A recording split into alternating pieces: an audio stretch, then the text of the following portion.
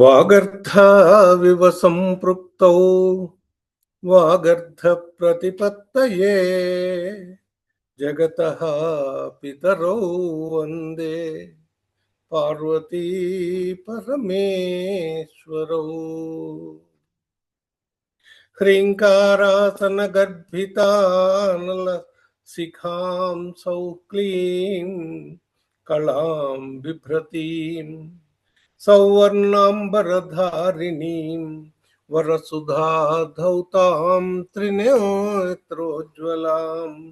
వందే పుస్తకపాశమంకుశధరాం స్రగ్భూషితాం ఉజ్వలాం త్వాం గౌరీ త్రిపురాం కళాత్మకాం శ్రీచక్ర సంచారిణీ. అవిద్యానామంతస్తిమిరమిహరద్వీపనగరీ జడానాం చైతన్యస్తబక మకరందశ్రుతిఝరీ దరిద్రాణాం చింతామణిగుణనికా జన్మజలధౌ నిమగ్నానాం దంష్ట్రామురరిపువరాహస్య భవతి. శరజ్యోత్స్నా శుద్ధాం శశియుతజటాజూటమకుటాం వరత్రాసత్రాణస్ఫటికఘటికపుస్తకకరాం సకృన్నత్వా నత్వా కథమిహ సతాం సన్నిదదతే మధుక్షీరద్రాక్ష మధురిమధురీణా ఫణతయః. శివశక్త్యా యుక్తో యది భవతి శక్తః ప్రభవితుం న చేదేవం దేవో న ఖలు కుశలు స్పందితుమపి. అతస్త్వామారాధ్యే హరిహర విరించాదిభిరపి ప్రణంతుం స్తోతుం వా కథమకృత పుణ్య ప్రభవతి.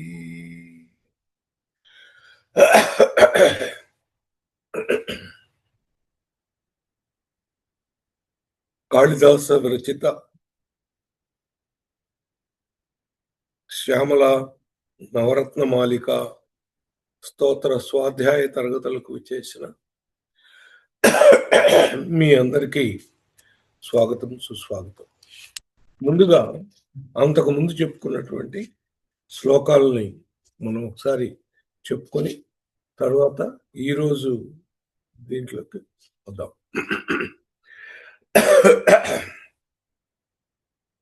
ఓంకార పంజరసుకీం ఉపనిషదుద్యాన కేళికలకంఠీం ఆగమ విపిన మయూరీం ఆర్యామంతర్విభావయే గౌరీ. దయమాన దీర్ఘనయనాం దేశిక రూపేణ దర్శితాభ్యుదయాం వామకుచ నిహిత వీణాం వరదాం సంగీత మాతృకాం వందే. శ్యామా తను సౌకుమార్యాం సౌందర్యానంద సంపదున్మేషాం తరుణిమ కరుణాపూరాం మదజల కల్లోలలోచనాం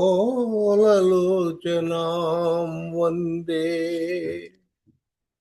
నఖముఖముఖరిత వీణానాద రసాస్వాద నవనవోల్లాసం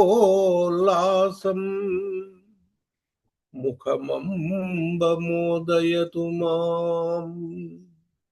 ముక్తతాటంక ముగ్ధహసితం తే సరిగమ పద నీరతాం తే వీణా సంక్రాంతక్రాంతహస్తాం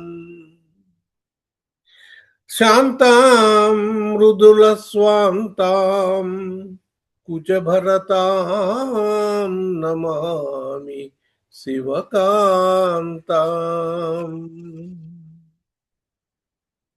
అవటు తట ఘటిత చూలీ తాడిత తాళీ పలాస తాటంకాం వీణావాదన వేళా కంపిత శిరసం నమామి మాతంగీం.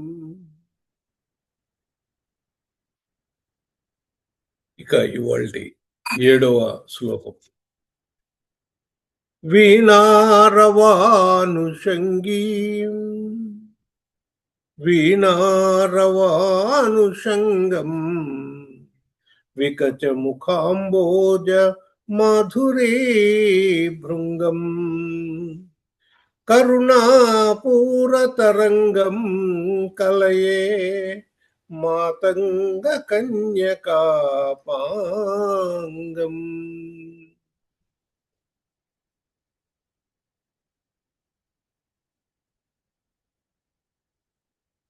మహాకవి కాళిదాసు ఒక అద్భుతమైన ప్రణాళికతో ఈ దేవీ నవరత్నమాలికా స్తోత్రాన్ని చేశారు. మీరు గమనించినట్లయితే మొదటి శ్లోకంలో అమ్మవారి యొక్క తత్వం చెప్పారు. అమ్మవారు ఆత్మ అని చెప్పారు. ఎలా చెప్పారండి ఆత్మ అని? ఓంకార పంజర సుఖీ. ఆ ఓంకారంలో ఉన్నటువంటి తల్లి. ఓంకారంలో ఉన్నది ఎవరు? పరమాత్మ కదా, పరబ్రహ్మ. అమ్మా నువ్వే పరబ్రహ్మవి అని చెప్పారు. తర్వాత 2వ శ్లోకం తీసుకుంటే దయమాన దీర్ఘనయనాం, అమ్మవారికి మన మీద చాలా దయ ఉందయ్యా అని చెప్పారు.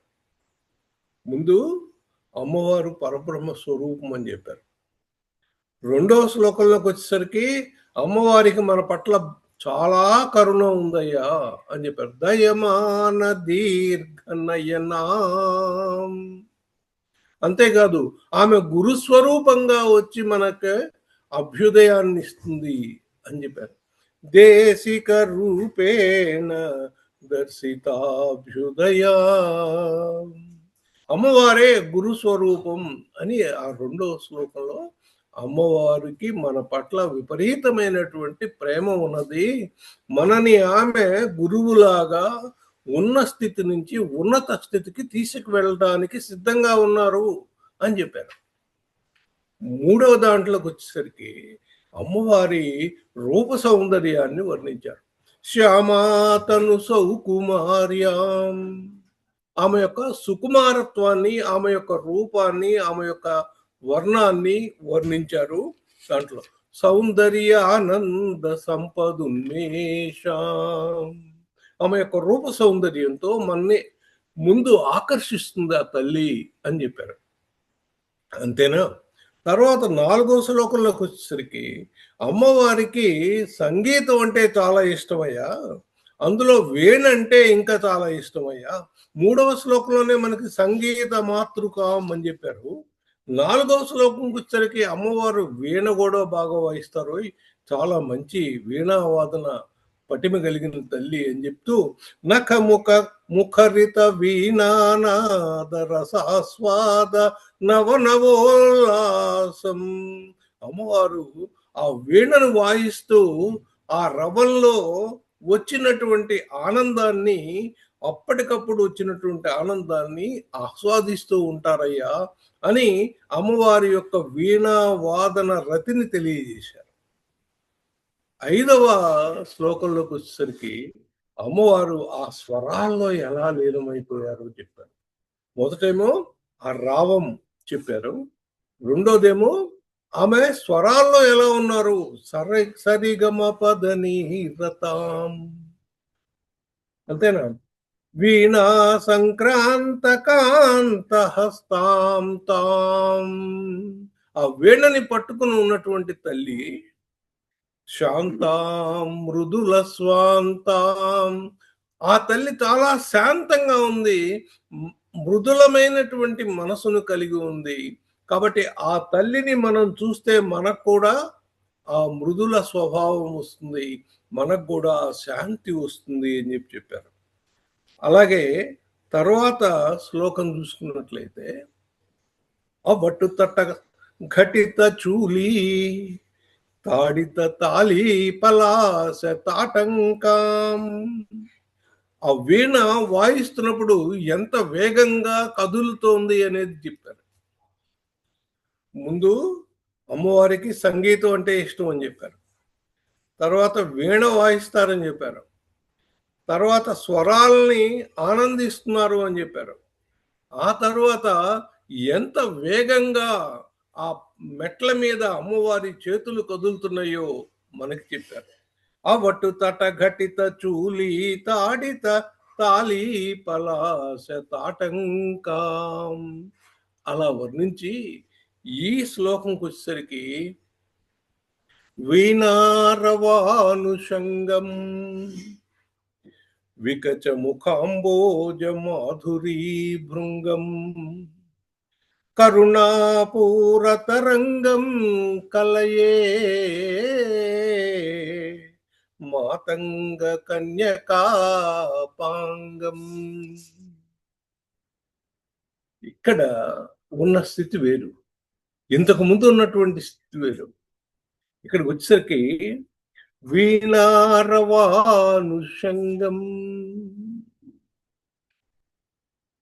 ఇక్కడ అమ్మవారు మెట్ల మీద పరిగెట్టట్లా, చేతిని ఆపారా, నడుస్తోందా లేదా తెలియట్లేదు, తీగని కదిలించారు, కదిలిస్తే రావం ప్రకంపనం వచ్చింది. ఆ ప్రకంపనాన్ని పూర్తిగా ఆస్వాదిస్తూ ఉన్నారు. ఆ ప్రకంపనం నెమ్మదిగా ఆకాశంలో కలిసిపోతూ ఉంది. కలిసిపోకముందు మళ్ళొకసారి ప్రకంపనం చేస్తున్నారు, మళ్ళీ ఇంకొక రవం వస్తుంది, అది నెమ్మదిగా వెళ్తోంది. అలా ఒకదాని తర్వాత ఒకటి నెమ్మదిగా ప్రకంపనాలు చేస్తూ ఆ ప్రకంపనాలతో మొత్తం ఆ వాతావరణం అంతా నిండిపోయింది. దీన్ని అనురాననము అంటారు. ఈ అనురాననము అనేటువంటి స్థితిలో అమ్మవారు దాన్ని వింటూ ఆనందిస్తూ ఉన్నారు. ఏంటయ్యా ఈ అనురాననం, మనకేమైనా కొత్తదా? మనం తిరుపతి వెళ్ళామనుకోండి, తిరుపతిలో మనం ఆ వెయిటింగ్ హాల్స్లో కూర్చుంటే ఘంటానాదం వినపడుతుంది, టంగ్. ఆ నాదం పూర్తిగా ముగిసే లోపలే మళ్ళొకసారి టంగ్ అని ఆ శబ్దం వినపడుతూ ఉంటుంది. ఆ శబ్దం వినపడుతూ ఉంటే మనం ఏమవుతాం, ఆ శబ్దం మీదే దృష్టి పెడితే మన మనసు బాహ్యమైనటువంటి విషయాల నుంచి వెనక్కి వెళ్ళిపోయి ఎంతో ఆనందంగా దాన్ని ఆస్వాదిస్తూ ఉంటుంది. మనసు ప్రశాంతమవుతుంది, కళ్ళు నెమ్మదిగా మూతలు పడుతూ ఉంటాయి, ఆనందాన్ని అనుభవిస్తూ ఉంటాము. ఇది అనురానన స్థితి అన్నమాట. ఈ అనురానన స్థితి మనకు కలిగించేవి చాలా విషయాలు ప్రకృతిలో అమ్మవారు మనకి ఇచ్చున్నారు. ఒకటి వీణానాదం అలాంటిది. అలాగే చంద్రుడు, పూర్ణ చంద్రుణ్ణి మనం అలా చూస్తూ ఉన్నాం అనుకోండి, ఆ చంద్రుడి యొక్క కౌముదిని, వెన్నెల్ని మనం ఆస్వాదిస్తూ ఉన్నాం అనుకోండి, దాన్ని ప్రశంసిస్తూ ఉన్నాం అనుకోండి, మన మనసు ఎంతో హాయిగా అనిపిస్తుంది, ఎక్కడికో వెళ్ళిపోతుంది. బాహ్యాల్లోంచి మనం అంతరం వైపు నడుస్తాం, ఆత్మ వైపు నడుస్తాం. మనకి బాహ్యంగా సుఖాలు ఇచ్చేటువంటి అంశాలు ఎన్నో ఉన్నాయి. ఈ బాహ్యంగా సుఖాలు ఇచ్చేటువంటి అంశాలు మనకి చాలా ఉన్నాయి. మనకి ఈ బాహ్యంగా ఉన్నటువంటి అంశాలని ఎక్కువగా అనుభవించలేం. ఇంకా చాలు అనిపిస్తుంది. ఏదైనా ఒకటి అనుభవిస్తూ ఉంటే ఇంకా చాలు, మొహం మొత్తటం అంటారు చూసారా? ఆ స్థితి కలుగుతుంది. ఒక లడ్డూ తిన్నాం. హాయిగా ఉంది. ఆహా! ఎంత బావుంది. చాలా మధురంగా ఉందని. రెండో లడ్డూ తిన్నాం. ఇంకా బావుందనుకుంటాం. మూడో లడ్డు చాలులే ఇంకా అనుకుంటాం. నాలుగో లడ్డు తినలేం. అంటే ఏమైంది? మనకి ఆనందాన్నిచ్చేటువంటి విషయమే. కానీ ఎక్కువగా మనం అంతకంటే ఎక్కువ చే ఆనందించలేకపోయాం. అలా కాదు. ఇంకా కొన్ని విషయాలున్నాయి. మనకి ఇష్టమైన వస్తువులు, ఇష్టమైన మనుషులు వచ్చారు. అప్పుడు మనకు చాలా ఆనందం వేస్తుంది. ఎంతవరకు ఉంటుందా ఆనందం? కొంతవరకే ఉంది. ఇవన్నీ గూడా దేహానికి, ఇంద్రియాలకి సంబంధించినటువంటి ఆనందాలు. అవి కాకుండా ఆత్మని ఆనందపరిచేటువంటి విషయాలు ఏవైతే ఉన్నాయో, ఆ ఆనందాలు చాలా ముఖ్యం. ఆ ఆనందాలేంటి? వీణా రవం, చంద్రుడు, మందరంగా వీచేటువంటి గాలి, వసంత ఋతువులో పుష్పోదయం, అనంత సాగరం. ఇవన్నీ గూడా చూస్తూ ఉంటే అలా చూస్తూ ఉండిపోవాలనిపిస్తుంది. సముద్రం దగ్గరికి వెళ్ళాం. ముందు ఆ హోరు వినపడుతూ ఉంటుంది. దగ్గరికి వెళ్లి చూసాం. ఆహా! ఏమి సముద్రం రా అనిపిస్తూ ఉంటుంది. అలలొస్తూ ఉంటాయి. వెళ్తూ ఉంటాయి. మనసు ఎక్కడికో కరిగిపోతుంది. మనసు ఎక్కడికో వెనక్కెళ్ళిపోతుంది. ఎంతో హాయిగా అనిపిస్తూ ఉంటుంది. అలాగే చల్లటి గాలి, మందమారుతం అంటారు. మలయా నిలయం అంటారు. ఆ మలయా నిలం చల్లగా వీస్తున్నంత సేపు మనసు ప్రశాంతమైపోయి ఎక్కడికో వెళ్ళిపోతుంది. అంటే బాహ్య స్మృతిని పోగొట్టి అంతర్ముఖంగా నడిపేటువంటివి ఇవన్నీ. దీనికి ప్రాతిపదిక మొట్టమొదటి శ్లోకంలోనే వేశారు. అంతర్విభావయే అని ఇచ్చారు కదా! లోపలికి తిరిగి నిన్ను ధ్యానిస్తాను తల్లి అని చెప్పారు. ఓంకార పంజర సుఖీమని అంతర్విభావయే అని చెప్పారు. ఆ అంతర్విభావం వైపు మనల్ని తీసుకెళ్ళేటువంటివి ఏంటి? ముందు అమ్మవారి రూపము. అమ్మవారి రూపం తర్వాత అమ్మవారి వీణా నాదము. ఆ వీణానాదంలో రకరకాలైనటువంటి స్థితులున్నాయి. మొట్టమొదట అనుకంపనం చేస్తున్నారు. తర్వాత స్వరాలు పలికిస్తూ ఉన్నారు. తర్వాత కీర్తనలు వెళ్తూ, ఆ కీర్తనలో ఉన్నటువంటి భావాన్ని ఆస్వాదిస్తూ ఉన్నారు. ఇంతకుముందు శ్లోకం మనం చూసినట్లయితే అవటు తట ఘటిత చూలీ తల తాడిత తాళి పలాశ తాటంకం అంత స్పీడ్గా మన కదులుతుందనమాట. తల్లి తల కదులుతుంటే ఈ తాటంకం కూడా వెళ్ళి అమ్మవారి యొక్క కబరీ బంధానికి తగులుతుంది అని చెప్పారు. అంత వేగంగా తల కదులుతోంది అని. ఇప్పుడు ఇక్కడికి వచ్చేసరికి ఏమొచ్చింది? వీణారవానుషంగం వికచముఖాంబోజ మాధురీ భృంగం వికచముఖాంబోజ మాధురీ భృంగం.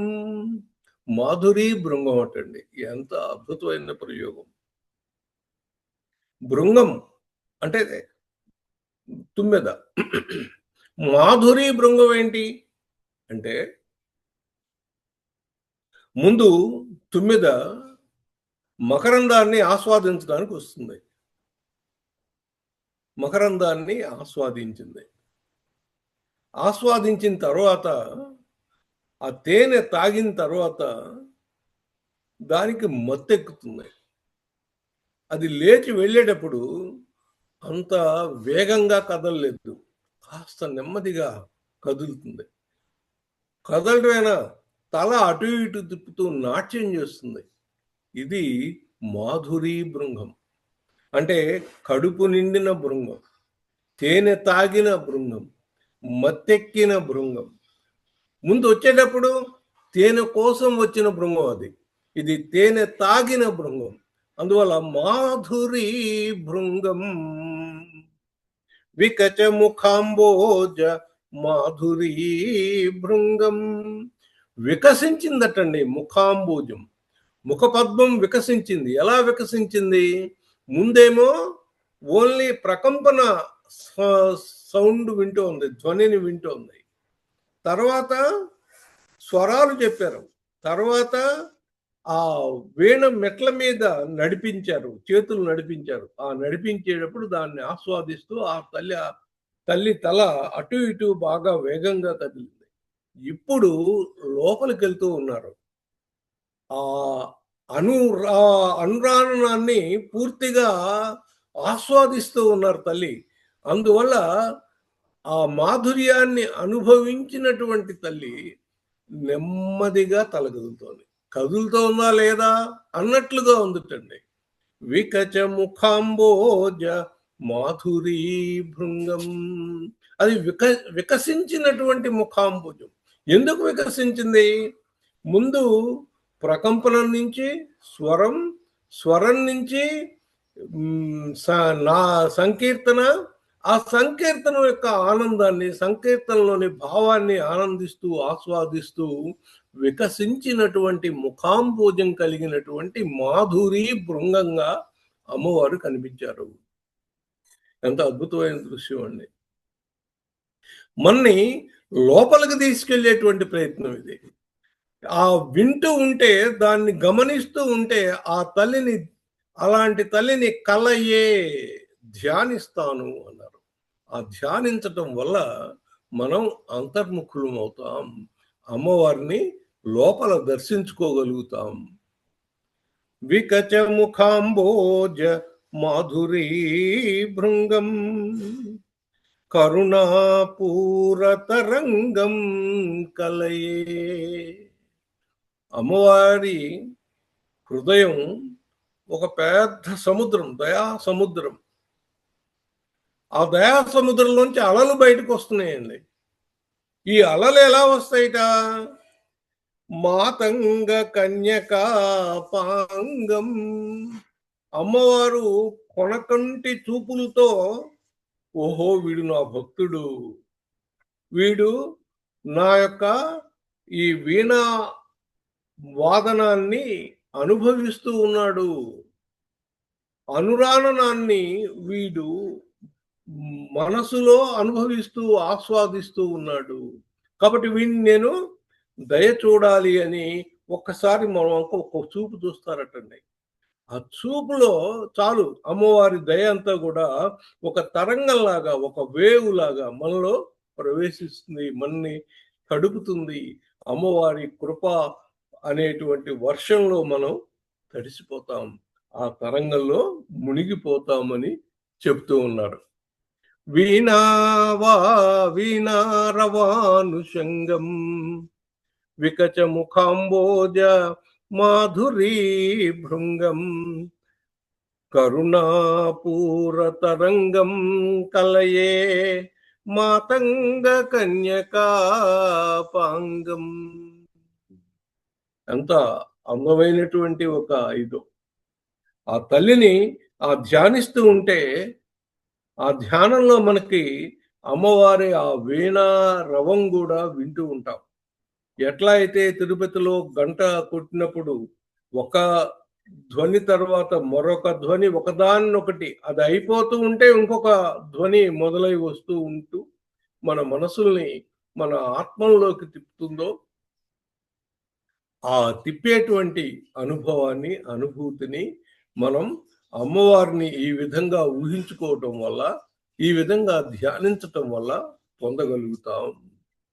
ఇది అసలు ఉద్దేశ్యం. అంటే మన్ని మామూలు శ్లోకంలో కథ చెప్పడం, లేకపోతే వర్ణించడం మాత్రమే కాకుండా మహాకవులు ఏం చేస్తారంటే ప్రత్యక్షంగా ఏమీ చెప్పరు. అంతర్భావంగా, అంతర్స్రావంగా, అంతర్వాహినిగా ఒక భావాన్ని ప్రవహింపజేస్తూ ఉంటారు. ఆ భావాన్ని ఈ విధంగా ప్రవహింపజేశారు కాళిదాసు వారు. మొదటి శ్లోకం నుంచి చూసుకున్నట్లయితే చివరి శ్లోకం వరకు ఇదే విధమైనటువంటి ఒక అంతఃస్రోతంగా నడిచేటువంటి ఒక వాహిని మనకి కనబడుతుంటుంది. దీన్ని మనం గమనించగలగాలి, ఆనందించగలగాలి, ఆస్వాదించగలగాలి. అప్పుడు ఆ కవి ఉద్దేశించినటువంటి లక్ష్యాన్ని మనం చేరుకోగలుగుతాం. అనంతమైనటువంటి ఆనందాన్ని నిరంతరాయంగా అనుభవించగలుగుతాం. ఇది కావాలి. నిరంతరాయంగా అనుభవించగలగటం, ఆనందాన్ని అనుభవించగలగటం. ఇది ఇంకా చాలు అని మనకు అనిపించదు. అదే మనం ఏదైనా విషయాలకు సంబంధించింది తీసుకుంటే, ఇంకా చాలులే అబ్బా! ఇంకేం తింటాం అని అనిపిస్తుంది. ఇంకేం వింటాం అనిపిస్తుంది. కానీ ఎప్పుడైతే ఈ వీణారవాన్ని ఇలా వింటూ, వింటూ ఉన్నామో, నెమ్మదిగా మన మనసు అంతర్ముఖమవుతుంది. కళ్ళు మూతలు పడతాయి. తెలియనటువంటి ఆనందంలో శరీరం అంతా అసలు మనకు శరీరం ఉందా లేదా అనేది కూడా అర్థం కాదు. అలాంటి తేలిపోతూ ఉండేటువంటి ఒక తన్మయత్వమైనటువంటి స్థితిలో మనం మునిగిపోతాం. అలాంటి స్థితికి మనల్ని తీసుకెళ్ళేటువంటి స్తోత్రం ఈ దేవి నవరత్నమాలిక స్తోత్రం. దీన్ని మనకిచ్చినటువంటి ఆ మహాకవి కాళిదాసుకు నమస్కారం చేయాలండి. అసలు ఇంత తేలిగ్గా మనకి వీణా వాదన రావాల్సిన అవసరం లేదు. స్వరాలు మనకు తెలియవలసిన అవసరం లేదు. అమ్మవారు అలా వాయిస్తున్నారు, అలా వీణా వాదన చేస్తున్నారు అనేది మన కంటికి కనబడుతోంది. ఆ బొమ్మలో ఉందది. కానీ ఆ బొమ్మ మనల్ని ఎక్కడికి తీసుకెళ్తోంది? ఆ వీణా రవం ఎక్కడో మనం విన్నాం. ఆ రవంలోకి తీసుకెళ్తోంది. అమ్మవారి యొక్క శరీరం యొక్క స్థితి ఏదైతే ఉందో, ఆ కదిలే స్థితి, చైతన్యవంతమైనటువంటి స్థితి ఏదైతే ఉందో, ఆ స్థితి మనలో ఉన్నటువంటి చైతన్యాన్ని ప్రేరేపించి మన్ని ఆత్మ వైపు నడిపిస్తోంది. అమ్మవారే ఆత్మ కదా! ఓంకార పంజర సుఖి కదా! ఆ ఓంకారంలోకి మనల్ని తీసుకెళ్తోంది. నాకు తెలిసిన ఒక ఆయన జగన్నాథాచార్యులు గారిని, చాలా పెద్దాయన. వాళ్ళ తండ్రి గారు. ఆయన వీణ వాయిస్తూ ఉండేవారు. అలా ఎప్పుడు అలాగే ఉండేవారు. అదేమిట్రా అనుకునేవాడిని నేను. ఆయన కాలం చేశారు, అది వేరే సంగతి. ఆయన అదే పని, ఇంకా ఆకలి, దప్పులు ఏమీ ఉండేవి కాదు. పెద్దాయన. అప్పటికే 101, 102 ఏళ్ళు వయసు. చాలా ఆనందంగా దాన్ని వీణను వాయిస్తూ దాంట్లో మునిగిపోయి ఉండేవాళ్ళు. ఆ జగన్నాథాచార్యులు గారు ఫారెస్ట్ ఆఫీసర్. ఆయన నాకు బాగా తెలుసు. ఆయన చెప్పేవారు, ఆయన్ని మనం కదిలించకూడదండి. కదిలిస్తే మళ్ళీ కోప్పడతారు. ఆయన ఒక విధమైనటువంటి ఆనందమైన స్థితిలో ఉంటారు. అలా ఎన్ని గంటలు ఉంటారో ఆయనకే తెలీదు. ఆయనకి ఆ సమయంలో ఏమి ఆకలి, దప్పులు ఏమీ ఉండవు. అలా ఒక్కొక్క రోజు పూర్తి రోజంతా కూడా అలాగే ఉండిపోయేవారట. అదేంటో అనుకునేవాడిని. కానీ ఇది చదివిన తర్వాత నాకు అర్థమైంది. ఓహో! ఆయన ఈ స్థితిని అనుభవిస్తూ ఉండుంటాడు కదా అప్పుడు అని అనిపించింది. ఇది ఇది చదివిన తర్వాత నాకు అనిపించినటువంటి భావం. అమ్మవారి యొక్క ఆ స్థితి మనకి వీణ గురించి రాకపోయినా తెలియకపోయినా పర్వాలేదు. ఆ వీణా రవాన్ని మనం చేయలేకపోయినా పర్వాలేదు. ఆ స్వరాలు మనకి రాకపోయినా పర్వాలేదు. కానీ ఆ అమ్మవారి యొక్క విగ్రహాన్ని చూస్తే, ఆ అమ్మవారి యొక్క చిత్రాన్ని తలిస్తే మనం ఆ స్థితిలోకి వెళ్ళిపోతాం. మనకి ఆ వీణానాదం వినపడుతుందండి. ఆ వీణానాదం వినపడుతూ మనం అంతర్ముఖులం అయిపోయి ఆత్మ వైపు తిరుగుతాం. బాహ్యం నుంచి అంతర్ముఖం అవటమే కదండి కావాల్సింది. అది మనకి ఈ శ్లోకంలో చక్కగా వివరించారు. వీణారవానుషంగం వికచముఖాంబోజ మాధురీ భృంగం. ఈ పదప్రయోగం, మాధురీ భృంగం అనేటువంటి పదప్రయోగం అద్భుతం. తేనె తాగినటువంటి భృంగం, తాగిన తర్వాత ఉన్నటువంటి భృంగం అండి. మాధురీ భృంగం కరుణాపూరతరంగం కలయే దిస్. ఇది చాలా ముఖ్యమైన పదం. కలయే ధ్యానింతును. ఈ విధంగా ధ్యానించాలి అమ్మవారిని. అమ్మవారిని ఇలా ధ్యానిస్తూ ఉంటే మన మనసు ఎక్కడికో వెళ్ళిపోతుంది. ఏం ధ్యానించాలయ్యా? నువ్వు ఇట్లా ధ్యానిస్తూ ఉంటే అమ్మవారు నీ మీద దయతో ఏం చేస్తారు? కరుణాపూరతరంగం మాతంగ కన్యకాపాంగం. అమ్మవారి యొక్క కడగంటి చూపు నీ వైపు వస్తుందయ్యా, తరంగంలాగా వస్తుంది. ఆమె దయా సముద్రాలు కదా, ఆ దయా సముద్రం నుంచి ఒక తరంగం ఆమె చూపులాగా నీ మీదకు వస్తుంది. ఎంతకంటే ఏం కావాలండి? ఇదే కదా మనం ఆశించేది. మనకు కావాల్సింది ఇదే కదా. అమ్మవారి దయ కావాలి కదా. అమ్మవారి దయని పొందడానికి చాలా సులభమైనటువంటి మార్గాన్ని మనకి కాళిదాసు మహాకవి చెప్పి ఉన్నారు. వీణారవానుషంగం వికచముఖాంబోజ మాధురీ భృంగం కరుణాపూరతరంగం కలయే మాతంగ కన్యకాపాంగం.